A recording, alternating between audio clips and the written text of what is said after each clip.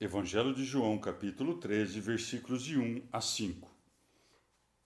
Antes da festa da Páscoa, sabendo Jesus que tinha chegado a sua hora de passar deste mundo ao Pai, tendo amado os seus que estavam no mundo, amou-os até ao extremo. Durante a ceia, tendo já o demônio posto no coração de Judas Iscariotes, filho de Simão, a determinação de o entregar, Jesus, sabendo que o Pai tinha posto em suas mãos todas as coisas e que saíra de Deus e voltava para Deus, levantou-se da mesa, depôs as vestes e, pegando uma toalha, cingiu-se com ela. Depois, lançou água numa bacia e começou a lavar os pés dos discípulos e a enxugá-los com a toalha com que estava cingido. Palavra da salvação.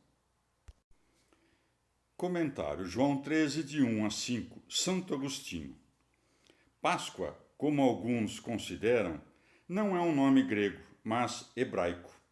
De maneira oportuna, as duas línguas têm para essa palavra um significado concorde, porque em grego o verbo padecer é pasquein. Disso se entende que Páscoa quer dizer paixão, tendo o nome se originado daquele verbo. Na língua hebraica, Páscoa quer dizer atravessar, e foi comemorada a primeira vez depois que haviam fugido os hebreus do Egito, atravessando o Mar Vermelho.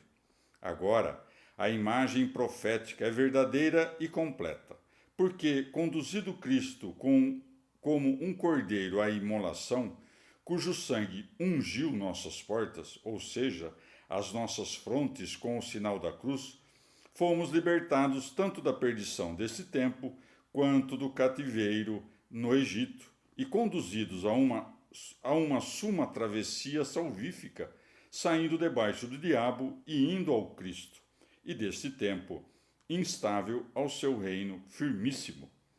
E esse nome, ou seja, Páscoa, nos dá o evangelista a interpretação, dizendo: sabendo Jesus que tinha chegado a sua hora de passar deste mundo ao Pai, eis a Páscoa, eis a travessia. E então amou os seus até o extremo, para que deste mundo, por ele, que é a cabeça, ultrapassassem por amor dele. E que extremo, qual fim é esse, a não ser o Cristo? O fim de toda a lei é Cristo, pela justiça de todos os crentes, fim que melhora, não destrói. Parece-me que essas palavras podem ser entendidas humanamente. Assim Cristo amou aos seus até a morte. Mas não como se o amor acabasse com a morte, daquele que a morte não pode matar. A não ser que talvez se entenda assim: até a morte os amou, isto é, amou-os, até mesmo morrendo por eles.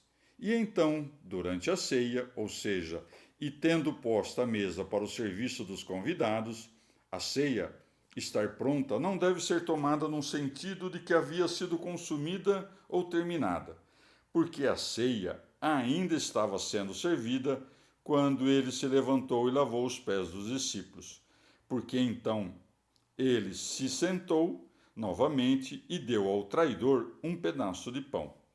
E disse: o diabo já inspirou o coração para que Judas Iscariotes o traísse. Esta tentação espiritual é chamada de sugestão, que não vem pelos ouvidos, mas pelos pensamentos.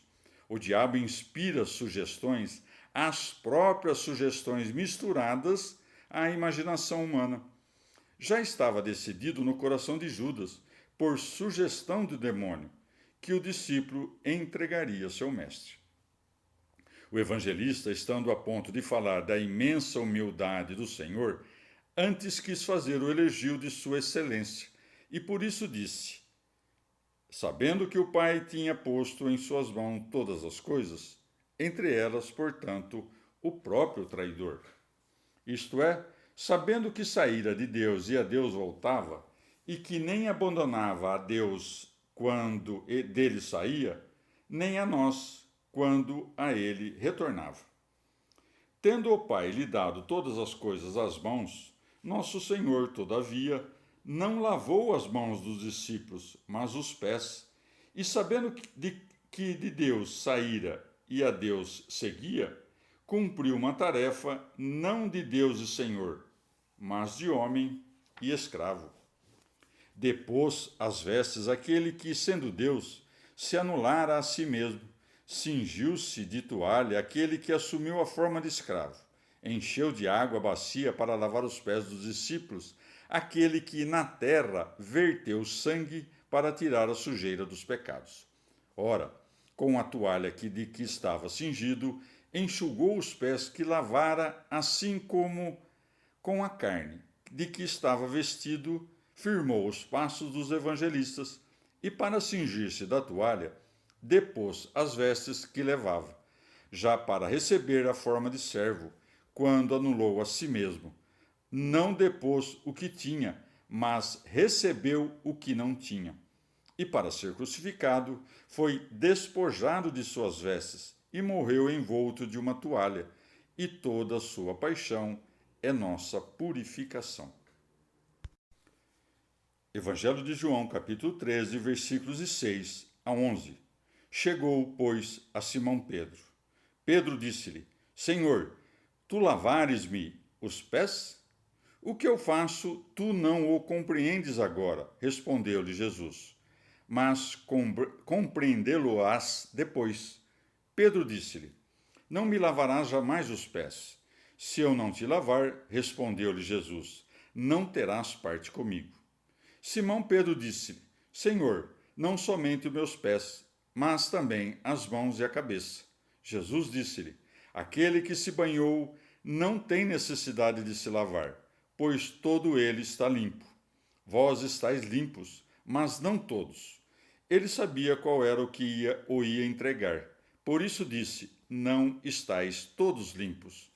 Palavra da salvação. Comentário João 13, de 6 a 11, Santo Agostinho. O que significa essa palavra tu? O que significa essa outra me, de lavares-me? São antes para ser meditadas do que ditas, sob risco de a língua não conseguir desenvolver o que a alma concebeu dignamente delas. Não devemos acreditar que Pedro não aprovasse ou rejeitasse algo que outros já haviam permitido antes dele. E, desse modo, não se pode entender que outros já haviam sido lavados antes dele e que Jesus veio a ele depois dos outros. Quem ignora que o Santo Pedro era considerado o primeiro dos apóstolos? Mas Cristo começa com ele. Assim, quando o Senhor começou a lavar os pés, chegou perto daquele com quem havia de começar, isto é, Pedro. E então Pedro ficou espantado com uma ação que qualquer um deles teria se espantado. E Jesus respondeu, dizendo-lhe: O que eu faço, tu não o compreendes agora, mas compreendê-lo-ás depois. Pedro, mesmo aterrado pela sublimidade daquele feito do Senhor, segue em oposição àquele ato cujo motivo ignorava. Vendo Cristo humilhado aos seus pés, não o tolera, pois segue. Pedro disse-lhe: Não me lavarás jamais os pés, isto é, jamais o permitirei. O que, afinal, não acontece em toda a eternidade, não acontece em tempo nenhum.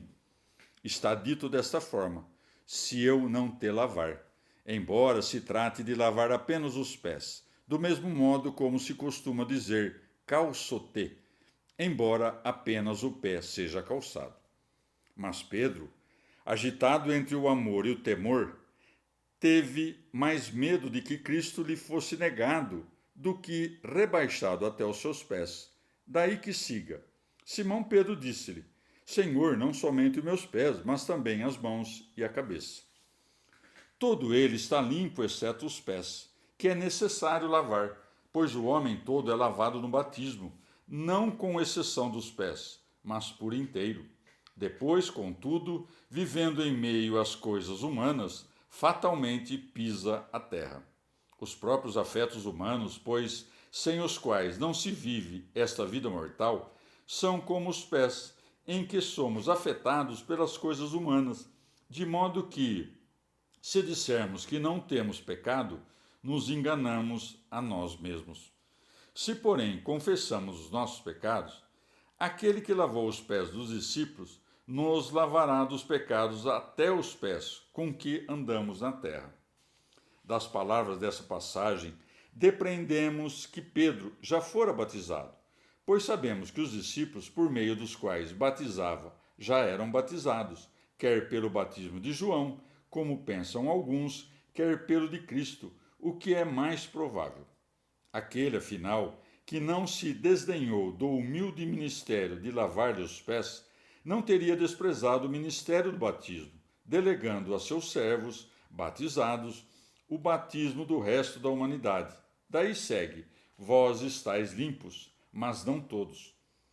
Para que não precisássemos investigar o sentido dessas palavras, o próprio evangelista o esclarece acrescentando: ele sabia qual era o que o ia entregar, por isso disse: não estáis todos limpos.